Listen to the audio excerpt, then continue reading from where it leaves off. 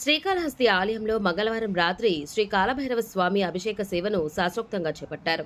ఆలయంలోని కాలభైరవ స్వామి మూల విరాట్ ఉత్సవ మూర్తులకు ఆలయ ప్రధాన అర్చకులు వేద పండితుల ఆధ్వర్యంలో విశేష సుగంధ ద్రవ్యాలతో వేద మంత్రోచ్చారణల నడుమ ఆలయంలోని కాలభైరవ స్వామి మూల విరాట్ ఉత్సవ మూర్తులకు ఆలయ ప్రధాన అర్చకులు వేద పండితుల ఆధ్వర్యంలో విశేష సుగంధ ద్రవ్యాలతో వేద మంత్రోచ్చారణలు మంగళ వాయిద్యాల నడుమ అభిషేకాలను వేదోక్తంగా నిర్వహించారు.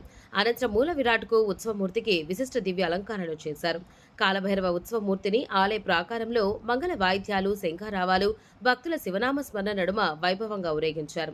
ఆలయ ఆవరణంలోని రాతి ధ్వజస్తంభం వద్ద కొలువు తీర్చి కాలభైరవుడికి విశేష కుంభ నైవేద్యం సమర్పించారు. అనంతరం మంగళ వాయిద్య నీరాజనాలు సమర్పించి మంగళ హారతులు ఇచ్చారు.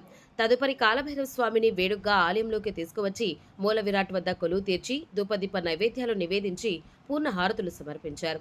కాలభైరవ అభిషేక సేవలో భక్తులు పాల్గొని తమకు సంపూర్ణ ఆయుర ఆరోగ్యాలు, ఈతి బాధల నుంచి విముక్తి కల్పించాలని కాలభైరవునికి ప్రణమిల్లుతూ మొక్కులు చెల్లించారు.